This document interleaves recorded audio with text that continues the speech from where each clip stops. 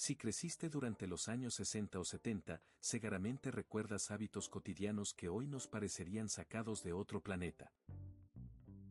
Muchas de esas prácticas eran tan normales que nadie se detenía a pensar en su seguridad, otras, con el paso del tiempo, desaparecieron al descubrirse los riesgos que implicaban. Lo que entonces era parte de la vida diaria, hoy sería considerado una auténtica locura. En este episodio haremos un viaje cargado de nostalgia para recordar 8 cosas típicas de los años 60 que en pleno siglo XXI resultan difíciles de creer. ¿Listo para regresar al pasado? Vamos a ello. Pero antes, no olvides suscribirte y darle clic en la campanita. Ahora sí. Durante los años 60, el plomo estaba presente en casi todo y su toxicidad no era motivo de alarma pública.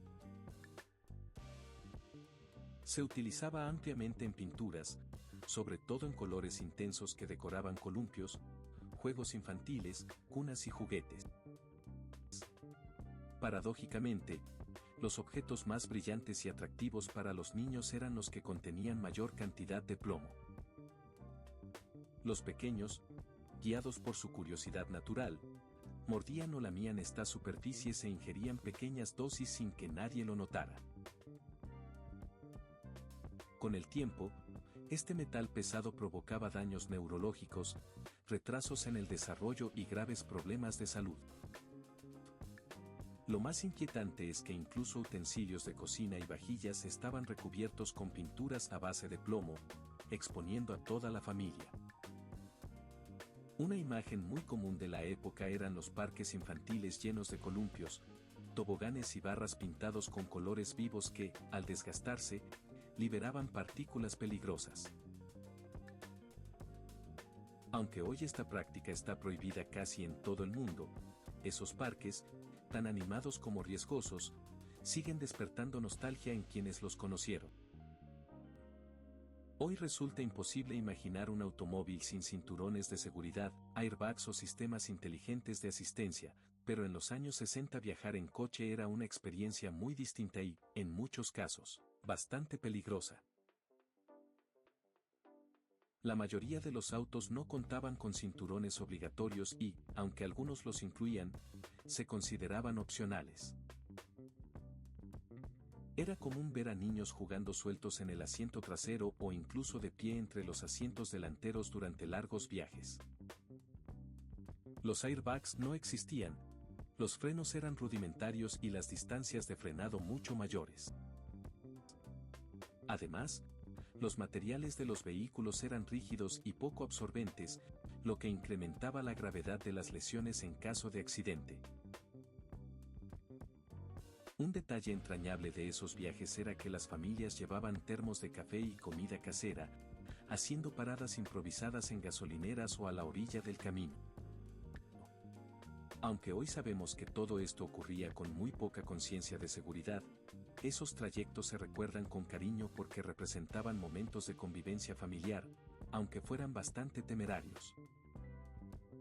En los años 60, las radiografías eran consideradas un verdadero milagro de la ciencia médica.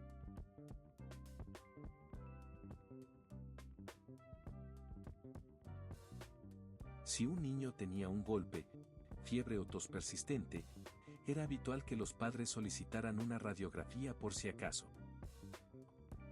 Lo que no se comprendía entonces era el riesgo de la exposición repetida a la radiación. A diferencia de hoy, no se utilizaban chalecos de plomo ni existían protocolos estrictos de protección. Las máquinas no estaban diseñadas para minimizar la radiación y muchas personas recibieron dosis muy superiores a las recomendadas. Esto incrementó con el tiempo el riesgo de cáncer y otros problemas de salud. De forma aún más inquietante, las radiografías no se limitaban al ámbito médico. En algunas zapaterías había máquinas de rayos X para observar cómo calzaban los zapatos en los pies. Hoy esta práctica parece absurda, pero en su momento se veía como un símbolo de modernidad. El amianto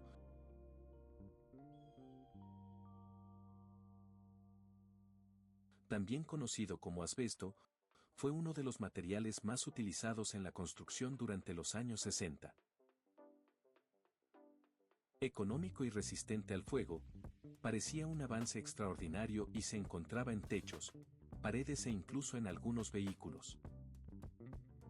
Lo que no se sabía entonces era que se trataba de un material altamente cancerígeno. Muchas viviendas tenían techos de uralita compuestos con amianto y en zonas rurales era común encontrar placas abandonadas.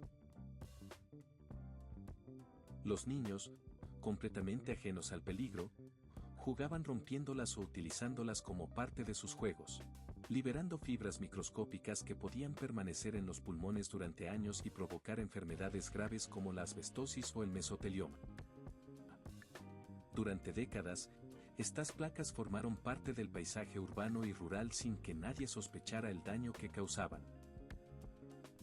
Los años 60 fueron, sin duda, la edad dorada del tabaco. Fumar no solo estaba permitido, sino que se consideraba elegante y sofisticado. Los anuncios mostraban médicos, ejecutivos y estrellas de cine recomendando cigarrillos. Se fumaba en todas partes: aviones, trenes, oficinas, escuelas, hospitales y hasta en gasolineras. Incluso los pilotos fumaban en cabina mientras volaban a miles de metros de altura. En los hogares, el humo era parte del ambiente cotidiano. Padres fumando durante las comidas, niños respirando humo de segunda mano y mujeres embarazadas fumando sin restricciones eran escenas comunes. Con el tiempo, la ciencia cambió esta percepción, pero el tabaco dejó una huella profunda en la cultura de aquella década. En esa época, el profesor era una figura de autoridad absoluta, lo que incluía el derecho a aplicar castigos físicos que hoy resultarían inaceptables. Golpes con reglas, tirones de orejas y bofetadas formaban parte del método educativo y muchos padres lo aprobaban. Castigos humillantes como arrodillarse sobre granos de maíz o sostener libros pesados durante largos periodos eran habituales, y para muchos niños la escuela era un lugar donde el miedo era constante. Aunque estos métodos buscaban imponer disciplina, en realidad sembraban temor y resentimiento. Hoy sabemos que la educación basada en el respeto es mucho más efectiva, pero para quienes crecieron entonces, esta era la norma.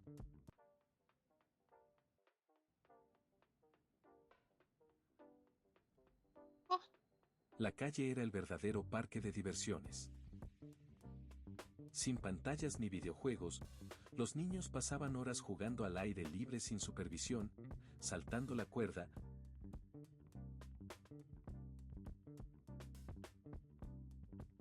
jugando escondidas, quemados o al burro, y regresando a casa al anochecer. Cruzaban calles transitadas, exploraban terrenos baldíos llenos de peligros y trepaban árboles sin ningún tipo de protección. Incluso era común subirse a vehículos en movimiento por diversión. Todo esto se consideraba parte de crecer y los padres confiaban en que los niños aprenderían a cuidarse solos, aunque los riesgos eran evidentes. Finalmente, en los años 60 era habitual ver repartidores de leche y pan recorriendo los barrios.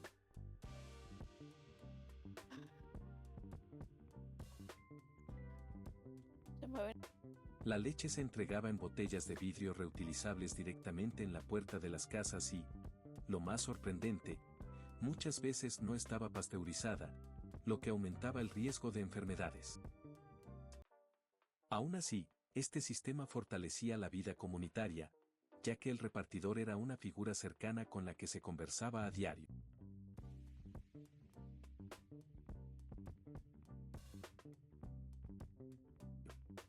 Y ahora dime tú, ¿qué recuerdo de todos estos te resulta más increíble o más nostálgico? Gracias por acompañarme en este viaje al pasado. Nos vemos en el próximo video.